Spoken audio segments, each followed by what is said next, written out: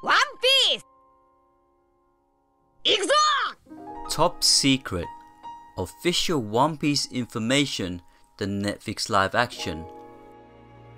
It looks like one of the world's biggest anime series about to go the way of the Marvel. Thanks to a brand new update from Oda himself, fans have learned a writer has been selected for the live action adaptation of One Piece. Oh, and it turns out Matt Owens will be the one penning the series.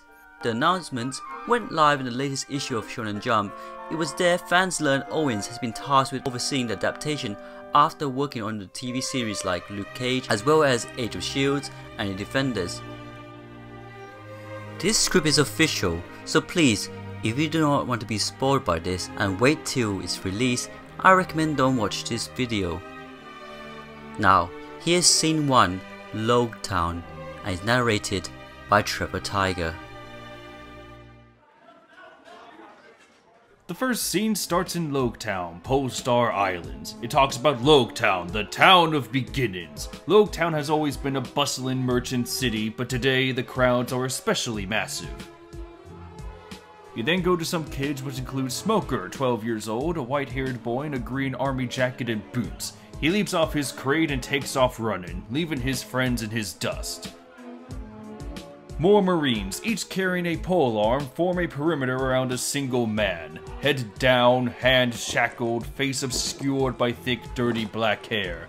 Various reactions permeate the crowd. Some cheer, some boo, some yell profanity. But the prisoner takes it all in stride, marching on. This prisoner is the most infamous man in the entire world. His name is Gold Roger, 53 years old.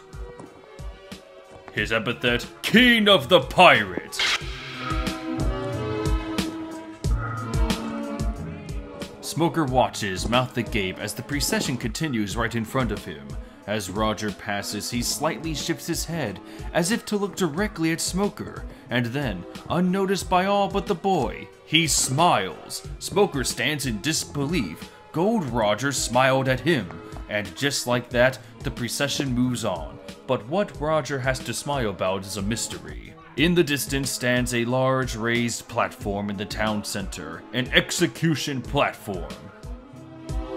Then it goes to Marine headquarters. An imposing figure stands at those windows, the weight of the world on his broad shoulders. This is Fleet Admiral Khan, commander of the Marines. Do not let his older age fool you. The scars all over his tan, muscular body illustrate the harsh battles this man has endured during his service. The many medals that adorn his clothing are proof of his victories, but as we reveal his face, we do not find strength. Then we meet Admiral Sengoku meet with Khan. He mentions that the escort is proceeding through town. They've nearly reached the execution block. It's time. Khan continues to stare out the window and asks, "Where's Admiral Garp?" Sengoku balks at the question, annoyed. Clearly there is a history of animosity between Sengoku and Garp. Khan finally turns to face his subordinate. Sengoku can sense the anxiety in his commanding officer and friend. He will be his strength. They then talk about the fact that they should not have given the title King of Pirates to Roger. The scene then goes to the execution platform. Roger and his convoy approach the execution platform. He looks up to see Khan, his face now a bastion of steel. A glaring Sengoku stands beside him. There they stand, face to face, three of the most powerful men in the world. Sengoku stares daggers as Roger is escorted away. Complete silence in the air, save for the clomping of Roger's boots and the shaking of his chains as he makes his long final walk to the top of the execution platform. High above the town square, which is packed with onlookers, every eye turned upwards, front row seats to the event of the century. The storm clouds have joined the crowd to watch what unfolds. Finally, Roger reaches his place at the center of the platform. He stares down at the throngs beneath him through his disheveled hair, then unceremoniously plops down cross-legged on the spot. The sky opens up and rain pours down as Khan steps forward to the front of the platform. He points to the flag of the Marines as he addresses the massive crowd gathered below him. Down below, amongst the crowd, Smoker watches and listens, raptured. He's momentarily taken out of his stupor when a man in a dark green hooded cloak brushes by him, walking through the crowd away from the execution. Smoker looks back at him but can't see his face as he walks away. The identity of this man is a mystery for another time. Back on the execution platform, two Marines wielding pole arms take their place at either side of Roger. Khan's speech and Roger's life are coming to an end. The Marines raise their pole arms, aimed right at Roger's chest. Still, the Pirate King betrays no emotion, until a man shouts, "Pirate King!" Roger, Khan, and everyone else look to try and find the source of this voice ringing out from the crowds below. "Where's your treasure? Tell us where you hid it!" Khan calls down to some of his soldiers. A low chuckle behind him turns Khan's attention back to Roger, who now has a giant grin on his face. He builds to full-on amused laughter. He speaks aloud to the crowd. "You want to know where my treasure is?" Khan, "Silence, Roger." "Wealth, fame, power, knowledge.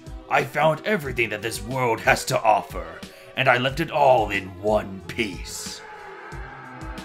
Annoyance giving way to anger, Khan tries to speak over Roger, but this is a force he can no longer contain. "Take to the seas! It is yours to find! All you have to do is..." Roger's proclamation is cut short as the two polearms pierce him through the chest and into his heart. Blood drips from his wounds, his head hangs down. Gold Roger is dead. The crowd stands in silent shock. Only the sound of the rain falling can be heard, until the entire gathering bursts into uproarious cheers. But the crowd shouts not for the execution of a criminal, but in celebration of the inspiring final words of the fallen Pirate King. What should have been a somber, sobering moment has turned into jubilation. And this reversal is not what Khan was hoping for. He shouts orders to his men, scrambling to regain control. Marines begin to move through the crowds. Khan looks around in distress, meeting eyes with Sengoku, who is just as lost. Khan yells to the mob in desperation. "Enough! There is no treasure. There is no Pirate King. Gold Roger is dead. This is the end of piracy!" All sound disappears. As we continue to watch Khan scream in futility, we hear "Shanks." But it wasn't. Those words would change the world forever. Men and women all over set out to find that great treasure, the fabled One Piece. Close on Roger's face, but even as the life leaves his body, the smile never fades from his face. To claim the mantle of King of the Pirates for themselves. Off Roger's smile, we match cut to Windmill Village. This ends the first scenes. Check out the next part in the next video. I hope you enjoyed this video. Thanks to Trevor Tiger for narrating this video. Thanks, bro. If you enjoyed, please let me know down below, do you want part 2 and part 3. Please leave comments down below. Please click like, and if you haven't, please subscribe to Flying Panda, and of course, join our Discord. Flying Panda. One thing, I don't know why. It doesn't even matter how hard you try.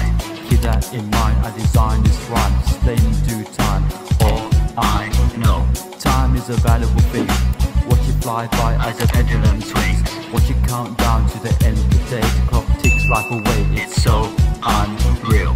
Till you look out below. What time fly throughout the window. Trying to hold on, but didn't even know. I wasted it all just to watch you go. I kept everything inside, even though I tried. It all fell apart. What it meant to be will eventually be a memory of a time when I tried so hard.